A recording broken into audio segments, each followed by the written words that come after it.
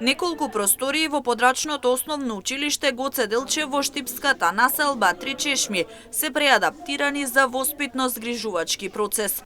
30 дечиња од оваа населба за предучилишна возраст ќе бидат згрижени овде, во новиот клон во склоп на детската градинка Вера Циривири Трена. Адаптацијата на просториите општина Штип ја чинеше 1,5 милион денари за промена на санитарните јазли, обезбедување на соодветна детска опрема и услови за згрижување на најмалите. Анкетирање на домакинствата во населбата Три Чешми, околу 30 дечиња имаат потреба од воспитно-згрижувачки процес, затоа што дел од нив веќе се запишени и го обавуваат воспитно-згрижувачкиот процес во други населби. Во најбрз рок се очекува да почне со работа адаптираниот клон и процесот на згрижување на децата. Но до тогаш треба одобрение за вработување на 3 лица, а групата ќе биде хетерогена за деца од 2 до 6 години. 15 дечиња, односно 15 барања имаме.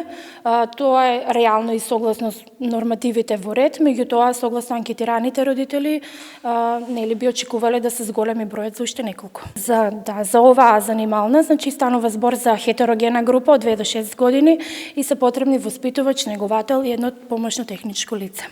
Ангеличкова ги охрабри родителите од оваа населба да поднесуваат барања до управата на градинката за нивните деца да можат да бидат згрижени овде. Вели дека додека да се даде зелено светло за градинката во Три Чешми, дечињата ќе бидат згрижени во градинката во која се наоѓаат моментално. Во врска со родителите ги охрабрувам да дојдат во управата на градинката и да го пополнат барањето за потреба од градинка, со тоа што знаеме дека има дечиња кои што се згрижени кај нас и во другата градинка, меѓутоа тоа не значи дека ќе бидат моментално отпишани од градинка, туку нас не е потребно административниот дел за да излеземе со конкретна бројка на дечиња кои што би требало да бидат згрижени кај нас. За старт на воспитно-згрижувачкиот процес потребно е согласност од Министерството за труд и социјална политика, како за отворање на клонот, така и за вработување на соодветниот кадар.